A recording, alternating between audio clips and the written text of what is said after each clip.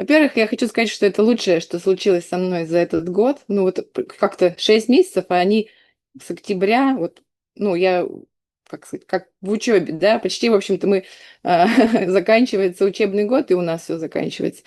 Это было в таком ритме, мне некогда было там обращать ни на что внимание, кроме вот букв, и это когда голова занята творческими проектами, год пролетел, ну, так насыщенно. В общем, я была очень вдохновлена всегда. И спасибо большое девчонкам и Юле за то, что вот были вообще придумала такое обучение. Классно. Итак, итоговый леттеринг. Надеюсь, ошибок нет, потому что я в огне все это делала.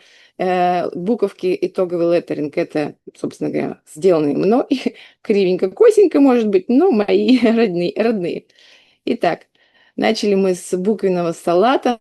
Очень классное начало, потому что оно, как сказать, оно не требовательно к каким-то ошибкам, оно эклектичное и, и очень веселое. Оказалось, не так все академично и скучно, как я думала в начале. В общем, мы порезвились действительно с этими буквами. Тут купили блокнотики, я лично купила блокнотик, карандашик, давно не рисовала ручками, учились штриховать и в то же время изучать построение букв. Было классно, разные варианты. э, Вот. И дальше уже это еще не векторизировано, но тем не менее из того, что вот мы там рисовали и нащупывали, создавали какие-то композиции. И слева, господи, справа, справа варианты, которые ну, как-то гармонично сложились. В слово блеск, оно какое-то не нагружено каким-то смыслом, даже, ну, просто блеск. Вот, и мне кажется, вот, а еще были поиск цветовых и композиций, и в то же время поиск цвета. Сначала был что-то такое, вырви глаз, потом мне захотелось чуть-чуть понежнее этот блеск выразить. Вот, и то, что у меня получилось. Мне нравится как-то, как это сложилась эта надпись. В общем, такая она какая-то приятная глазу, хотя и первая работа. Ну, в общем-то, и удивительно, что, в общем, все буквы действительно разные, с засечками, без засечек, и в то же время все как-то смотрится здорово. В общем, не знала я до этого о таком методе, как буквенный салат, а он классно работает. А, Также было неожиданным узнать, сколько лет работаю в иллюстраторе, о чистом векторе. Сначала это давалось очень сложно. Мне казалось, я не пойму, но спасибо Юле, она прям записывала объяснительные, дополнительные уроки. Я разобралась, и сейчас я прям вижу, как чисто, как красиво звучит линия, когда ты удаляешь вот это все лишнее. Это, конечно, потрясающе. Но это кропотливая и занудная работа, надо сказать, что такая. Но тем не менее, если ты все-таки посидел, получается гораздо лучше, чем до. То есть я раньше вот, и насколько глаз оттачивается вот за время учебы, сейчас я прям так смотрю на некоторые, говорю, боже, как к этому вообще прямо очевидно же, что там лишние точки. Я так все разговорилась. Поехали дальше. А, так как я работала и дома, и на работе, у меня полный кавардак, что-то есть на работе, что-то дома. Сейчас я не нашла нормальных макапов, чуть их уменьшила, они как-то плохого качества получились. И еще один вариант, вот такой блестящий. Затем пришли к построению букв, изучили. Начали с скелетного гротеска, взяла я надпись «Юный пастушок», и вот как наивный и юный пастушок, и надпись получилась такая достаточно простоватая, наивная, простодушная, и мне кажется, такая юная, как и мой леттеринг. Вот. Затем был гротеск. Прямо видно, как меня сначала от чего-то романтичного я решила сделать что-то такое более брутальное. Почему-то решила еще с обратным наклоном. Просто я не знала, что вот такой вектор получился, что буквы с наклоном и с закруглениями строить будет очень сложно в векторе. В общем, я не победила некоторые буквы, честно скажу, что все равно там вот так вот смотришь кривовато. Вот. У каждого свой тормозной путь. И мне показалось, что этот шрифт как-то родился каким-то, наверное, новостям про спорт, что-то такое. Поэтому такие надписи: трек, тренажер, тренажер, скорость, новость и пульс. И цветовая гамма, соответственно, такая более спортивная. Потом был у нас уже засечки, антиковые мы познакомились. Мне захотелось чего-то сказочного, более такого игривого, поэтому появились какие-то завиточки. Когда выбрала надпись «кизиловое варенье», посмотрела, как, собственно говоря, выглядит этот кизил. У него оказалось такие шляпки в виде короны, поэтому немножко изменился вид засечек. Они стали такие, как в виде короны, как вот, собственно говоря, у ягодок кизилового варенья. И вот так, такой итог. Мне кажется, на какой-нибудь фермерской, там, не знаю, лавке достаточно симпатично смотрелось бы такое вот название для самодельного варенья, такого немножко крафтового. Дальше была антиква с контрастом. Сначала я сделала вот такой левый вариант, но так как у девчонок всегда что-то было великолепное, интересное, вообще вдохновляющее, мне показалось, ну это совсем как-то примитивно и скучно, не вдохновляло меня совершенно, поэтому я поменяла надпись, и от этого, когда появляется какой-то смысл, тогда и появляется что-то, от чего отталкиваться, и тогда появились вот такие остренькие засечки. Конечно, смотрю, какие кривые буквы, но вот в векторе поправила, и получилась, вот, мне кажется, достаточно красивая надпись, такая торжественная какая-то, такая звенящая немножко. Вот. Дальше были строчные буквы, мы знакомились с строчными буквами, и меня понесло уже во что-то более игривое, опять в такое, ну, как сказать, завитушечка захотелось поиграть.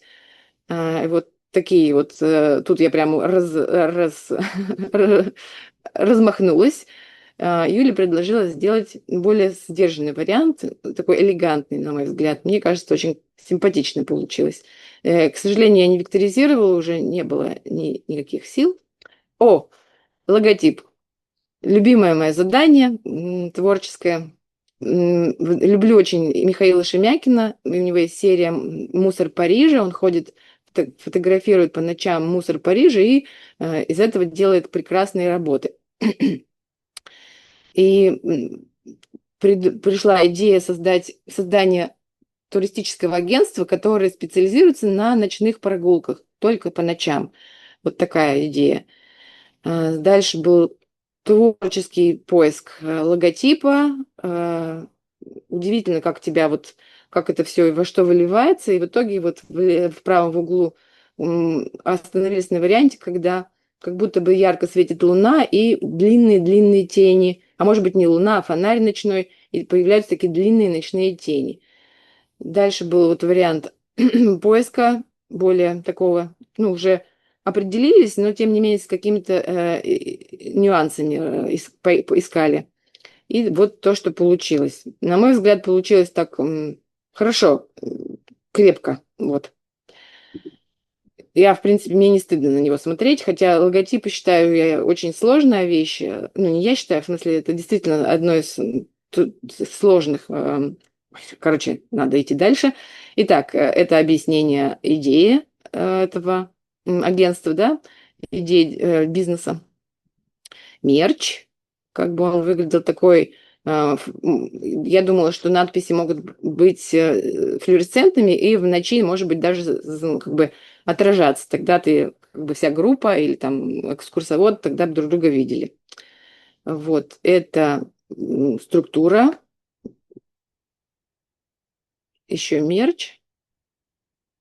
О, ну и все, да. И дальше задание было тоже очень любимое. Леттеринг книжной обложки. Попалась мне обложка с очень милой иллюстрацией, такой какой-то, ну что-то в ней было такое, но мне кажется, вот этот э, называется, не знаю, дополнительные элементы, они немножко упрощали впечатление. И вот то, как бы то, что получилось. Было здорово. Как-то на одном дыхании родились три варианта. Центральный Юля вот одобрила, мы над ним начали работать, и вот то, что получилось, «Снежная королева». Мне кажется, получилось красиво. Такая, как сказала Ксения, по-моему, она первая там увидела, что это на корону похоже «Снежной королевы». И вот такой итог. Я прям, мне не стыдно, я довольна, мне кажется, получилось, ну, хорошо. Плакат техники коллажа. Ну, что-то тут навырезала и выбрала слово «чемодан». И от него, отталкиваясь, вот решили сделать фестиваль любителей старьишка всякого, барахлишка старенького, поиск композиции. Очень интересно, конечно, как вот это все можно переставлять, и все совершенно по-разному выглядит. Вот дальше поиск продолжился более точечно, и вот то, что получил. Еще были поиски цвета. Тоже была очень интересная Юлина лекция по поводу цвета. Здорово, много нового узнала. Вот такие варианты. И в итоге добавили немножко текстур, такого обшарпе, потому что все-таки тема такая винтажная. И макапчики, как бы это выглядело на футболке, на афише в городе. И для покупочек тоже такой пакетик. Еще одно задание, давшееся достаточно сложно, это заголовки. Люблю очень, в общем, вдохновилась сериалом «Пуаро» по Агате Кристи и решила сделать э, обложку для 3 книг. Юля тут мне деликатно намекнула на то, что я не разбираюсь, не то, что не разбираюсь, нужно разобраться в теме арт-деко и арт-нуво. Я плавала действительно в этих как бы м, исторических стилях, почитав все, теперь у меня все прекрасно, я поняла основные нюансы и очень люблю этот стиль. И вот появились эскизы. Третий вариант, скажу честно, был добавлен просто для количества, чтобы вот как будто бы я там не в носу ковырялась, но оказалось, что вот он самый годный. И как это, из какого ссора растут стихи, не ведая стыда. Так вот это вот из этого кривого варианта, который прям видно, что он был вообще там в попыхах сделан. Сначала я решила добавить много-много декора, потом от декора постепенно стали избавляться. В итоге и от шляпы избавились, и осталось только буквы. Вот такой вариант, который по центру, остановились на нем. Это уже вектор. Юля дала такое направление, что нужно все как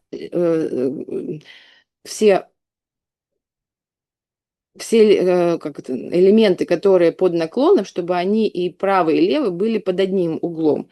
Это было непросто, но вот так это было. Построить было, ну, сложно, помучилась немножко, но в итоге действительно очень хорошо, чисто смотрится такой вариант. И Агата Кристи, и Эркюль Пуаро тоже были построены по этому принципу. Вектор. Дальше были поиски цвета. Мне казалось, что я так много времени потратила на поиски, на построение буквок, что, в общем-то, что там, надо просто вот так и оставить. Но Юля сказала, что это уж очень доисторический вариант получается, несовременный, прямо какой-то. И дальше я еще поискала цвета и остановились на правых вариантах. Там есть некоторые лучи. И вот то, что получилось. Ну, конечно, когда делаешь немножко все в последний момент, есть косяки. Здесь в Хэллоуин я забыла ставить, ну, вообще не вся надпись, надо будет переделать немножко. Вот. Вот такой вариант. Акцендентный шрифт.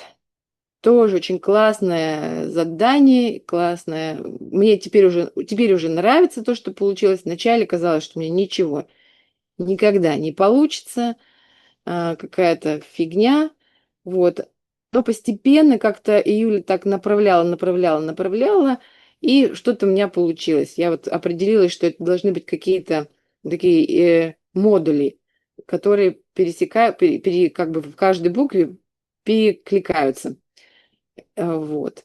И появился шрифт штучки, акцентный шрифт штучки. Вот такой красивый, любимый. Вот. Сначала была идея с каким-то кафе сделать штучки, но в итоге, Юля, так я как-то краем уха услышала, что это напоминает цветы, что-то более действительно. Вот когда ты начинаешь внимательно слушать то, что тебе говорят, получились, мне кажется, действительно для чего-то такого женского. В общем, для милых штучек очень подходит этот шрифт. Касса знаков. И, если честно, я бы еще поработала. Сейчас, когда я составляла буквы, мне не хватает этой кассы. То есть у каждой буквы есть там какой-то базовый вариант, и выносные элементы должны быть, их гораздо должно быть больше, тогда вариативность увеличивается, и соединения получаются более интересные. То есть если вот, ну, если как-то, наверное, поработала бы я еще над ним, вот добавила бы какие-то элементы. Так, альтернативные варианты написания. Здесь я показала о том, что есть варианты простые и более декоративные. С этими, чем больше вот этих выносных элементов, тем надпись получается более интересная. Вот так выглядит какое-нибудь оформление штучек-дрючек для девочек, каких-то украшений, может быть. А, вот те самые модули, которые переносятся из разных букв, разные буквы, но, может быть, состоит из одного модуля. Вот я бы этих модулей сделала побольше, чтобы была вариативность побольше. К, Д и Р, и вот такой вот округлый. Здесь варианты соединения букв. Можно не соединять буквы в этом шрифте, собственно говоря, делать межстрочные расстояния одинаковые, а можно какие-то элементы соединять. И мне кажется, чем больше вот этих соединенных элементов, тем надпись смотрится красивее. Дальше просто как он выглядит, серьги, браслеты и кулоны. Здесь вот красиво К и У внизу, Н и И. А вот в браслетах и серьгах я не нашла вот альтернативные буквы, поэтому как-то она смотрится не так классно. Здесь просто крупные элементы.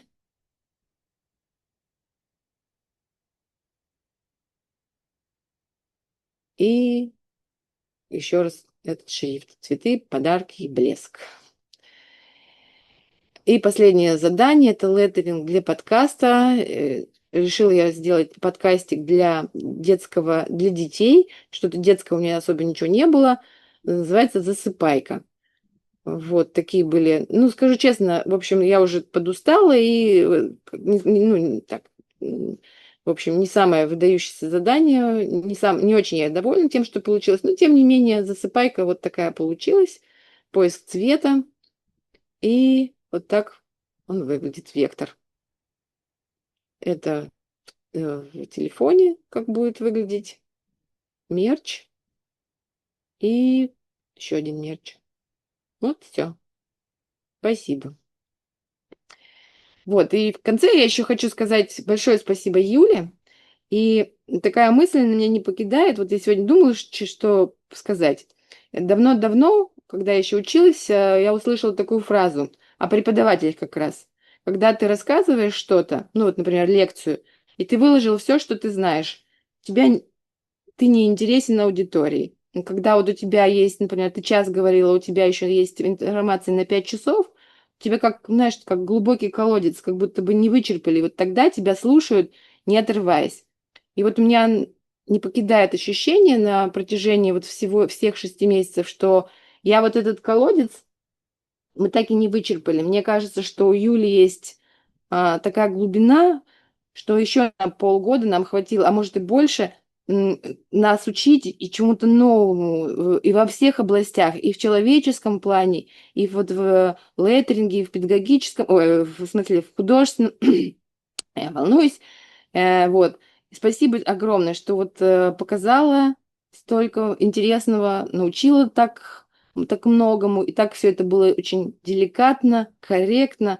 Я влюблена, прямо не побоюсь этого слова. Спасибо огромное тебе. Я тебя люблю. Таня, спасибо тебе большое. Я прям очень растрогалась.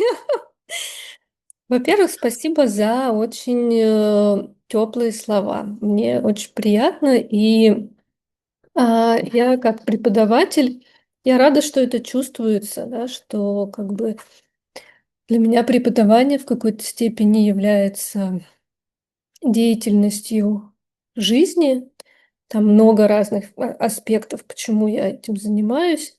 Но для меня действительно творчество и вот то, что мы изучаем, да, это не только про буквы и не только про дизайн, да, это про чувствование и мира, и жизни, и себя.